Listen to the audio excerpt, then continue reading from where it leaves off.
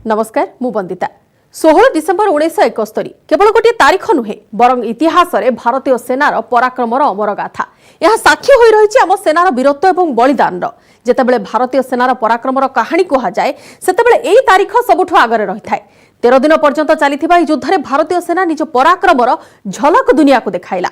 आपण देखुछंती 50 वर्ष पूर्वर से वीरत्वर गाथा को नहीं आम स्पेशल रिपोर्ट स्वर्णिम विजय 1971 रो कहानी।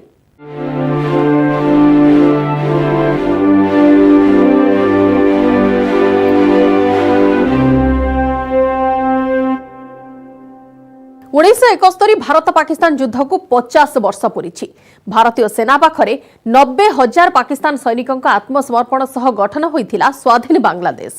ए अवसर में जातीय युद्ध स्मारकी रे स्वर्णिम विजय मशाल सम्मान एवं स्वागत समारोह आयोजित होइछि। प्रधानमंत्री नरेंद्र मोदी एथिरे जोगदे शहीद को श्रद्धांजलि जणाइछंती। सेपरि बांग्लादेश मध्य पालन करुछि 50तम विजय दिवस। ढाका रे आयोजित स्वतंत्र उत्सव रे एथर मुख्य अतिथि होइछंती राष्ट्रपति रामनाथ कोविंद।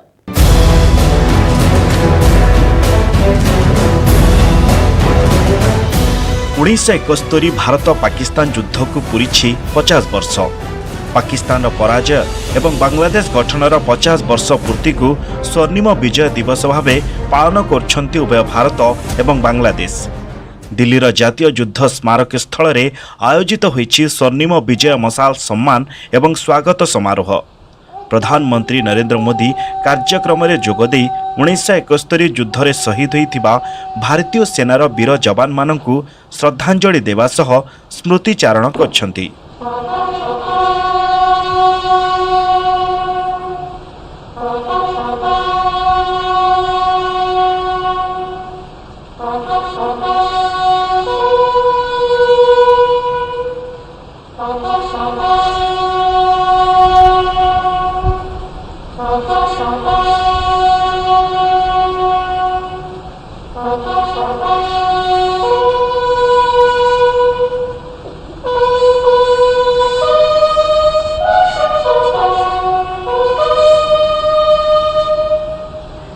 प्रतिरक्षा मंत्री राजनाथ सिंह मध्य एही कार्यक्रम रे शामिल होइथिले।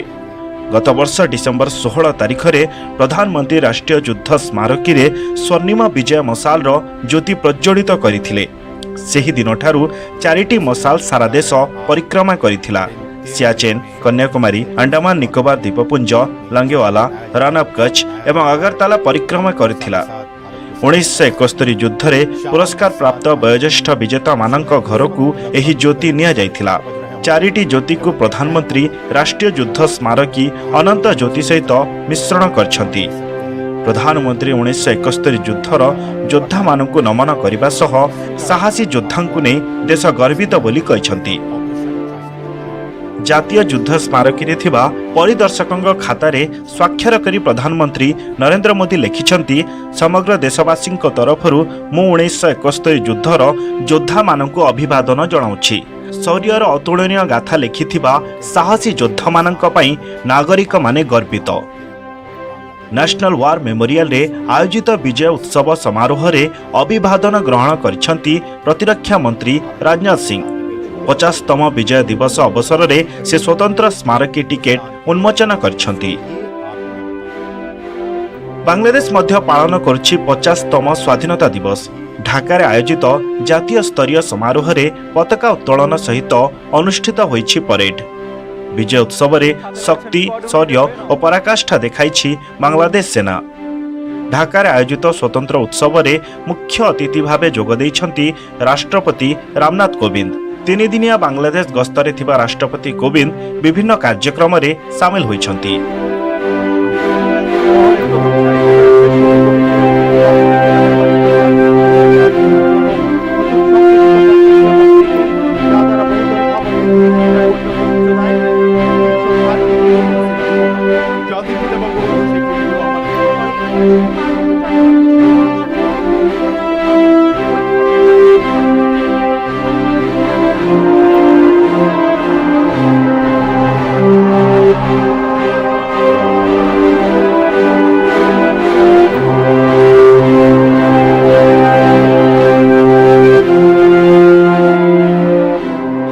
Bureau report news 18 Odia.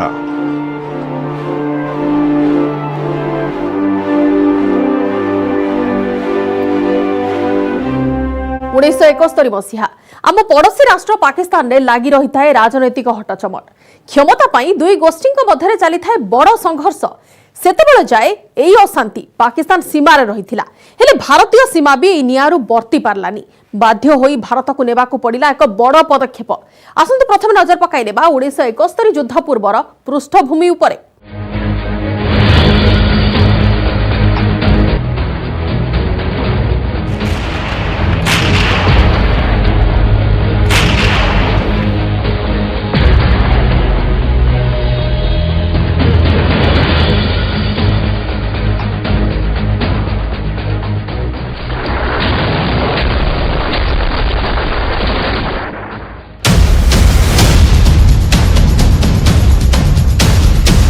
ए होउछि भारतीय सेनार वीरत्वर गाथा। ए होउछि विश्व मानचित्र रे नुआ बांग्लादेश जन्म नेबार गाथा। ए गाथा एमिति एक प्रधानमंत्रींकर जहांकर गोटिए निष्पत्ति गोटिए देशर भविष्यत उज्जवल करिदेला।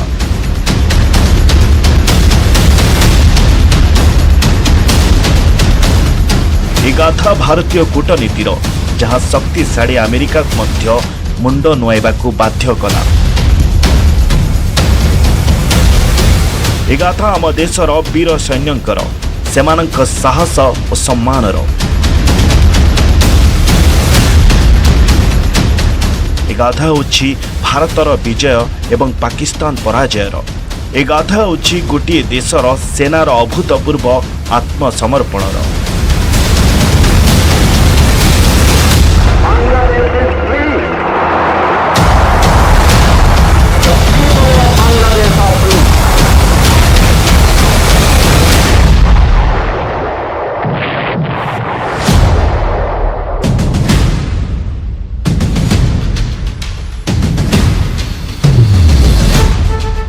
पच्चीस मार्च 1971 ए होछि सही समयर घटना जेतेबेले पाकिस्तान दुई भागरे रहिथिला पूर्व पाकिस्तान एवं पश्चिम पाकिस्तान। 1971 मसीहार शीत दिन होइथिबा निर्वाचन रे यह स्पष्ट होई सारिथिला जे पूर्व पाकिस्तान रो जणे नेता तांकर प्रधानमंत्री हेबे। से थिले बंगबंधु शेख मुजिबुर रहमान। 7 कोटी मानुष के दबा रखते पारबो ना। निर्वाचन रे तांको जबरदस्त सफलता मिला। यह सत्वे पाकिस्तान सेनार एक छत्रवाद कमांडर याहिया खां जनतार स्वर को सेनार बंधुक साहाय्य रे दबाइबाकू निर्देश देले।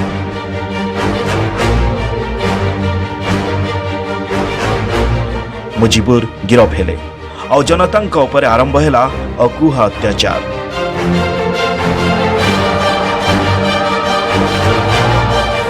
उन्नीस 1971 मसीहा एप्रिल पूर्व पाकिस्तान रे पाकिस्तान सैन्यंक यह जुलम दिन को दिन बढ़ी चली थिला।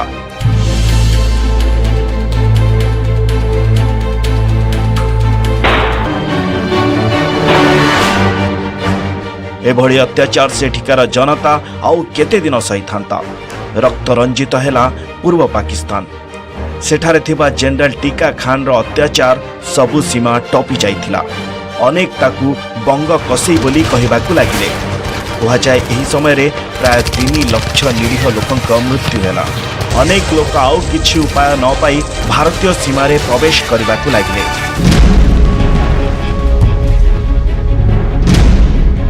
पूर्व पाकिस्तान को लगी रही पश्चिम बंग आसाम और त्रिपुरा रे पहुंचिले लक्ष लक्ष शरणार्थी।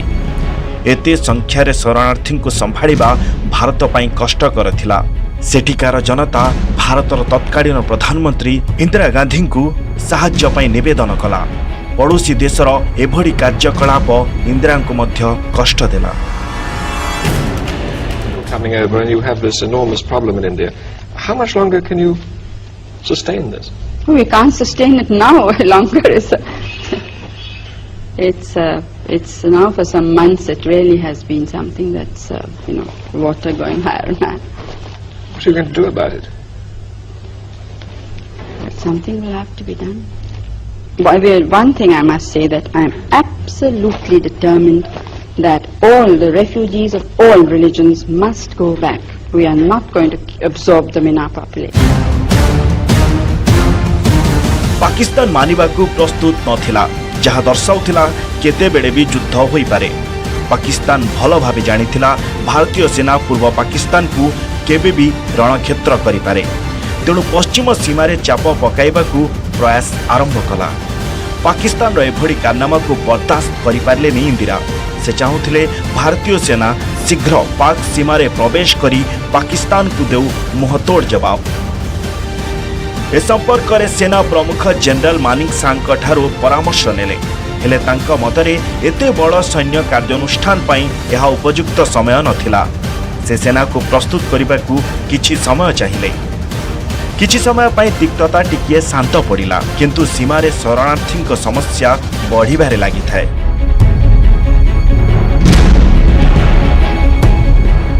What about you? Is there a situation in which you might attack Pakistan? Well, I hope not. India has always tried to be on the side of peace and negotiations and so on. But of course we can't endanger our security in any way. December 3, 1971 general Manekshaw नेथिबा महलत को 9 मास बीती सारी थाए। उत्तर भारत में आरंभ हो जाए शीत प्रकोप। 3 डिसेंबर संध्या बेले ठीक 5:40 रे पाकिस्तान वायुसेनार साइबर जेट एवं स्टार फाइटर लड़ुआ विमान पश्चिम सीमारे थिबा भारतर 11टी एयर स्टेशन उपरे अचानक आक्रमण कले। तांकर लक्ष्य थिला भारतीय वायुसेना को अधिकरु अधिक क्षति पहुंचाइबा। सौभाग्यवशत एमिति किछि हेलानी। पाकिस्तान अटैक सह सजाग हो गला भारतीय सेना और दिल्ली निष्पत्ति को अपेक्षा कला।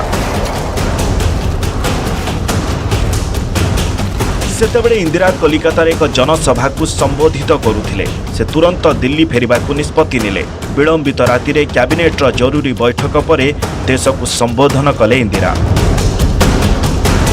ये पहले पाकिस्तानी हवाई जहाजों ने हमारे अमृतसर, पठानकोट, श्रीनगर, अवंतीपुर, उत्तरलाई, जोधपुर, अंबाला और आगरे के हवाई अड्डों पर बमबाजी की।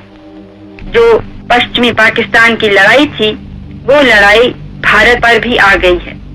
मुझे जरा भी संदेह नहीं है कि विजयी भारत की जनता की, भारत की बहादुर सेना की होगी।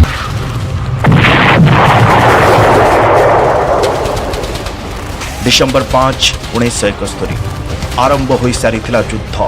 पूर्व और पश्चिम दुईटी स्थान में चलीथिला युद्ध। पाकिस्तान रणनीति थिला जदि से पश्चिम रे चाप सृष्टि करे ताहले पूर्व पाकिस्तान को निज कब्जा रे रखि परिबो। हेले भारत किंतु पूर्व सीमा रे रखिथिला संपूर्ण ध्यान। यार फायदा नहीं पाकिस्तान सेना लोंगेवाला रास्ता दे भारत उपरे आक्रमण कला। सेतेबेले लोंगेवाला पोस्ट रे थिले मात्र 120 भारतीय जवान। अन्यपटे पाकिस्तान 90टी टैंक सह प्राय 2000 सैनिकों सह हमला करिथिला। संख्या कम थिले भी आम जवान साहस देखाई पोस्ट छाड़िबा को मना करदेले।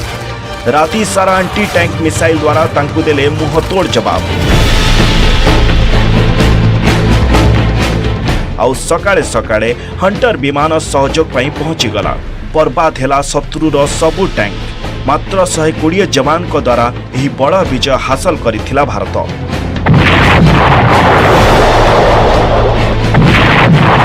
Bureau report, news 18 Odia. वर्तमान समय हो जाइए एक छोट ब्रेक नहीं जिबा। ब्रेक पर देखिबा केमिति पूर्व पाकिस्तान हेला बांग्लादेश।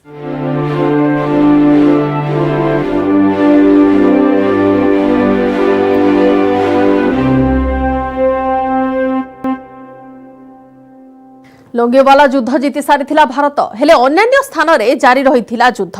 प्रथम युद्ध में मात खाइबा परे शत्रु सेना निजर सबु शक्ति लगाईदेला। भारतीय सेना सम्मुख में थिला दुईटी बड़ चैलेंज। प्रथम निज देशर सीमा सुरक्षित रखिबा एवं द्वितीयटी पूर्व पाकिस्तान स्वाधीनता।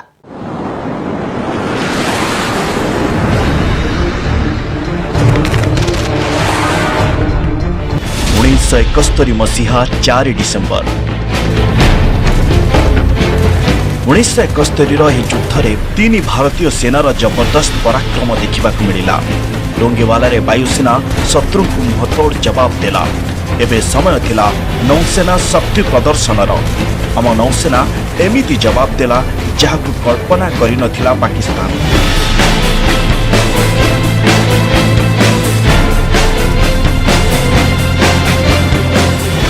कराची पोर्ट रे अटैक कला भारतीय नौसेना। पाकिस्तान पई कराची पोर्ट थिला रणनैतिक दृष्टिकोणरू गुरुत्वपूर्ण, कारण पूर्व पाकिस्तान रे थिबा सेना को सहयोग केवल समुद्र पथ देई पहुंचाइबा संभव थिला। एही सहयोग कराची पोर्ट रे ही होतला। आईएनएस निपात, आईएनएस निर्घट एवं आईएनएस वीर रु छड़ा जाइथिबा मिसाइल कराची पोर्ट रे प्रबल क्षयक्षति कला। कहा जाए आक्रमणर अनेक दिन पर्यंत कराची पोर्ट रु धुआं बाहरुथिबा देखिबाकु मिलिला। भारतीय नौसेनार ऑपरेशन ट्राइडेंट सफल हैला। 2 दिन पर भारतीय सेना आउ एक आक्रमण कला, जो पाकिस्तान रो 1/3 जहाज बर्बाद हो गला। एक प्रकार पाकिस्तान नौसेना सबु किछि हराइथिला। 7 डिसेंबर 1971 पूर्व इलाका रे थिबा पाकिस्तान सेना को भारतीय नौसेना एक प्रकार पश्चिम पाकिस्तान ठारू अलगा करि सारिथिला। पश्चिम सीमा को सुरक्षित करने सह एठिकार सप्लाई लाइन बंद करने परे भारतीय सेनार लक्ष्य थिला पूर्व सीमा उपरे। दक्षिण रे मिजोराम, पूर्व रे त्रिपुरा, उत्तर रे आसाम एवं पश्चिम रे पश्चिम बंग तरफରୁ भारतीय सेना ढाका अभिमुखे बाहरिला। बांग्लादेश मुक्ति बाहिनी यह अभियान में भारतीय सेना को संपूर्ण सहयोग करुला। बांग्लादेश रही गोरिला सैन्य पाकिस्तान सैनिकों को द्वंद्व रखिले।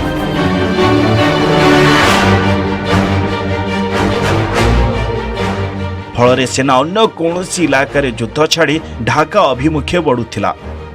आउ जोठी भी भारतीय सेना सह पाकिस्तान सैनिकों मुकाबला है सेठारे मिलिला महतोड़ जवाब। चाहू चाहू ढाका को चारिपटू घेरी सारिथिला भारतीय सेना। 8 डिसेंबर 1971 केवल रणक्षेत्र नुहे कूटनैतिक स्तर में मध्य भारत विश्वर शक्तिशाली राष्ट्र सह मुकाबला करथिला। युद्ध चलीथिबा समय रे पूर्व पाकिस्तान को नुआ राष्ट्र बांग्लादेश भावे घोषणा करदेले प्रधानमंत्री इंदिरा गांधी। सेतेबेले पाकिस्तान समर्थन रे बाहरिला अमेरिका। एपरिकी युद्ध रोकिबा नै जाति संघरे चाप सृष्टि कला। हेले सुरक्षा परिषद रे रूस रा वीटो प्रयोग हेतु अमेरिकार चाप काम देलानी। जाति संघरे मात खाइथिबा राष्ट्रपति निक्सन पाकिस्तान सेनार सहयोग पाई निजर शक्तिशाली युद्ध जहाज को बंगोपसागर उपकूल को पठाइले। 7th फ्लीट नारे प्रसिद्ध थिला ए युद्ध जहाज। यार जवाब रे सोवियत रूस भारत को सहयोग पाई प्रशांत महासागर रे नियोजित निजर युद्ध जहाज को भारत महासागर पठाइला।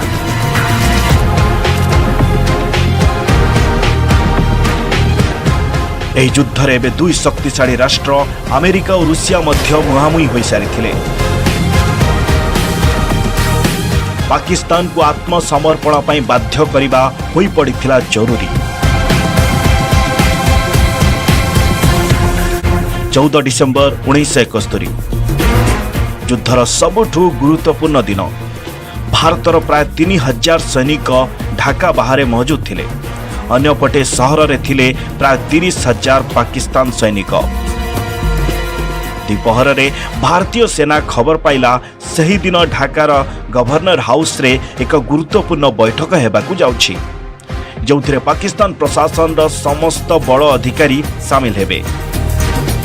ठीक सही समय रे आक्रमण करिबाकू योजना कला सेना। और एभली गुरुत्वपूर्ण टास्क पाइला भारतीय वायुसेना। 2टी MiG-21 विमान गवर्नर हाउस उपरे घन घन बोमा आक्रमण कले। जड़ी पोड़ी सबु किछि छारखार होई गला। यह आक्रमण पाकिस्तानी सेना को एभली स्थिति को नहीं आसिला जे सेमाने आउ बंदूक उठाइबाकू साहस कलेनी। पराजित होई सारिथिला पाकिस्तान सेना आउ युद्ध निर्णायक मोड़ रे पहुंची सारिथिला। 16 डिसेंबर 1971 2 दिन धरी ढाका बाहर डेरा पकाइथिबा मेजर जनरल गंधर्व नागर पूर्व पाकिस्तान सेना प्रमुख जनरल नियाजी को आत्मसमर्पण पर चिठी लिखिले। दिल्ली रे मध्य प्रयास जारी रही थाए। जनरल मानिक शाह नियाजी संगरे कथबार्ता करने को जनरल जैकब को ढाका पठाइले। आउ जैकब सेतेबेले नियाजी को आत्मसमर्पण पर देले मात्र अध घंटार मोहलत। पराजय स्वीकार करने सह नियाजी पाखरे आउ कौनसी विकल्प नथिला। पराजित हो सारिथिला पाकिस्तान, भांगी सारिथिला ता सेनार मनोबल। समय आसी सारिथिला सेही ऐतिहासिक क्षणर। 16 डिसेम्बर 1971 संध्या 5टा हेबाकू 5 मिनिट बाकी रही थाए। पाकिस्तान सेनार प्राय 94,000 सैनिक भारतीय सेना निकटरे आत्मसमर्पण कले। ढाकार रेसकोर्स मैदान रे जनरल जगजीत सिंह अरोरा सामना रे जनरल नियाजी आत्मसमर्पण दस्तावेज उपरे हस्ताक्षर कले। एदिस मात्र 13 दिन रे भारतर वीर जवान पाकिस्तान को पराजित करिबारे सफल हेले। बदली सारिथिला विश्वर मानचित्र। नुआ बांग्लादेश रो सूर्योदय होई सारिथिला।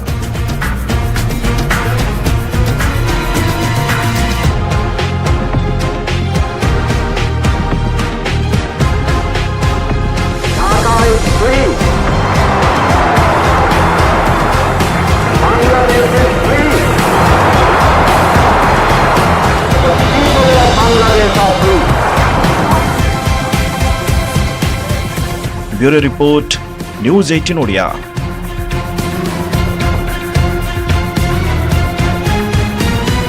मात्र 13 दिनर 1971 मसीहार से ऐतिहासिक युद्ध जितबारे सफल है भारत।